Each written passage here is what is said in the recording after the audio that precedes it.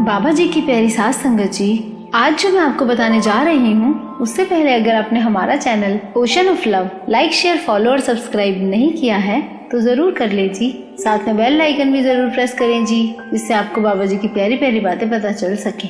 वो कहते हैं ना, ज्यादा कुछ नहीं जानता मैं मेरे इश्क के बारे में, ज्यादा कुछ नहीं जानता मैं मेरे इश्क के बारे में, पर बाबा जी जब आप सामने आते हो तो तलाश खत्म हो जाती है।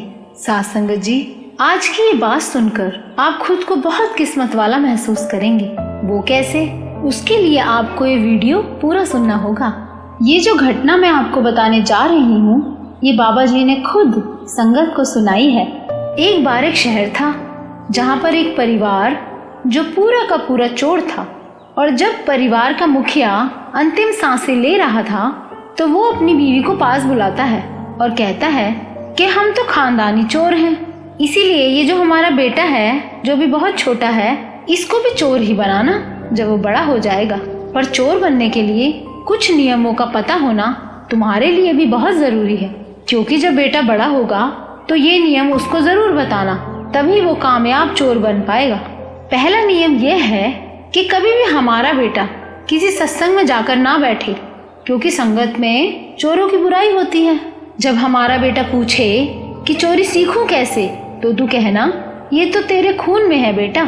जब तू चोरी करने जाएगा तो अपने आप तेरा दिमाग तेजी से काम करने लगेगा। और दूसरा नियम बेटे को ये बताना कि अगर तू पकड़ा जाए तो चाहे तेरे टुकड़े टुकड़े हो जाए, पर तू मानना नहीं कि तूने चोरी की है।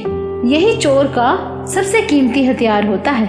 अब वो चोरों के परिवार का मुखिया ये नियम बताकर गुजर गया, और अब उस चोर का बेटा जैसे जैसे बड़ा हुआ तो 12 साल का होते ही माँ से सवाल करता है कि माँ, मैं हमेशा से यही देखता आया हूँ कि हमारे घर में सभी लोग सिर्फ खाते पीते ही रहते हैं या सोते रहते हैं, कभी काम पे नहीं जाते जैसे और लोग जाते हैं, तो धन कैसे आएगा?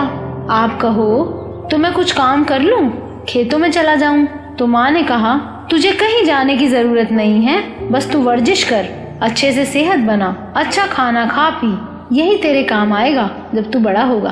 अब उसकी माँ उसको खूब अच्छे से भरपूर खाना देती, कोई कमी नहीं रखती थी, क्योंकि उन लोगों के पास चोरी का धन इतना था कि बेटे के बड़े होने तक भी खत्म नहीं होने वाला था। अब जब उसका बेटा 18 साल का हुआ तो उसकी माँ ने उसको बताया कि बेटा, हम तो चोर हैं तो तुझे भी चोर ही बनना है। तो बेटा बोला, माता मुझे तो चोरी आती नहीं।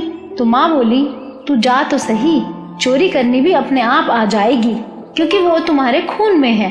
पर जाने से पहले 2 बातों का ख्याल जरूर रखना। पहला नियम, तुझे कसम है कि कभी भी जहाँ सत्संग हो रहा हो तो उस गली से कभी मत निकलना। सत्संग में जाना तो बहुत दूर की बात है, पास से भी मत गुजरना। और दूसरा नियम ये याद रखना कि कभी भी चोरी करते हुए पकड़े भी जाओ तो अपनी गलती कभी मत मानना, चाहे वो तुम्हें मार मार के खत्म ही क्यों ना कर दे। कभी भी अपना गुनाह कबूल मत करना, क्योंकि यही तुझे बचाएगा। अब इस लड़के ने चोरी शुरू कर दी और दोनों नियमों पर चलकर चोरी करने चल पड़ा। पूरा खानदान तो चोर था ही, इसीलिए इसको भी चोरी करने का रास्ता अपने आप ही समझ आने लगा, क्योंकि खून का असर जो था। अब रोज रात को चोरी करता और दिन में सोता। अब शहर में रोज ही बहुत ज्यादा चोरियां होने लगी। तो राजा हैरान कि ये क्या हो रहा है, अचानक से इतनी ज्यादा चोरियां कैसे शुरू हो गई। अब ये चोर इतना निडर हो गया कि राजमहल तक में चोरी कर ली। अब राजा को जब पता लगा कि इस चोर ने महल तक को नहीं छोड़ा, तो राजा ने उसी वक्त महल के चारों तरफ पहरा लगा दिया, जिससे वो चोर भाग ही न पाए। अब इस चोर को बाहर निकलने का एक रास्ता दिखाई दिया, वहाँ सत्संग हो रहा था। अब इसने सोचा कि और कोई चारा तो है नहीं, पहले नियम का उल्लंघन करके यहीं से गुजरना पड़ेगा। तो उसने क्या किया, अपने कानों में उंगलियां डालकर अपने कानों को बंद करके वहां से निकलने लगा। अब कानों में उंगलियां इसलिए डाली जिससे सत्संग का कोई भी बोल उसके कानों में ना पड़े। अब ये चल पड़ा उस रास्ते से जहाँ सत्संग हो रहा था, दौड़कर गुजर रहा था और कानों में उंगलियां डाली हुई थी। पर दौड़ते दौड़ते जब गुजर रहा था तो अचानक उसके पैर में कांटा चुभ गया। अब जैसे ही कांटा चुभा तो पैरों से कांटा निकालने के लिए उंगलियां अपने आप कानों से बाहर निकल आई। अब जितनी देर पैर से कांटा निकालने में लगी उतनी ही देर में उसके कानों में जो आवाज पड़ी वो वहां बैठे महापुरुषों की थी। और वो किसी कथा के दौरान बता रहे थे कि देवी देवताओं की परछाई नहीं होती।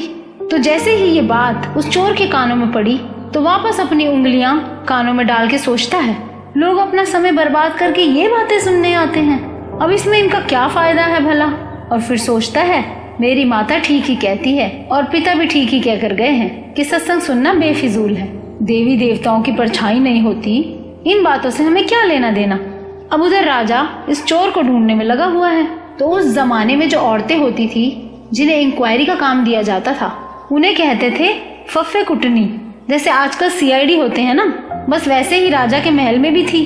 तो राजा ने उसको बुलाया और उसको कहा, तुम पता करो कि कौन सा ऐसा आदमी है जो दिन भर सोता है और रात को जागता है, क्योंकि ये तो चोर की फितरत होती है कि दिन में सोता है और रात में जागता है और काम कोई करता नहीं। अब पूरा पता लगाने पर ये चोर पकड़ा गया तो इसे खूब पीटा गया कि बता तूने चोरी की है या नहीं। तो अब इस चोर ने कसम खाई हुई थी कि मर जाऊंगा पर मानूंगा नहीं कि मैंने चोरी की है। अब जिस औरत ने पकड़वाया था वो राजा से कहती है, मैं गारंटी लेती हूँ यही चोर है, क्योंकि मैंने इसके पूरे परिवार का पता लगाया है कि इसके परिवार में आज तक किसी ने कोई काम नहीं किया, खाते पीते और दिन में सोते हैं। ये पूरा दिन सोता है और रात को जागता है, चोर यही है। अब इस चोर को बहुत पीटा गया पर इसने बिल्कुल नहीं कबूला कि इसने चोरी की है।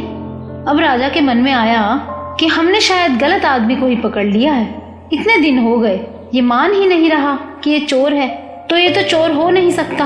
अब राजा उस औरत से नाराज हो गया कि तू ऐसे ही किसी बेकसूर को फंसवा रही है।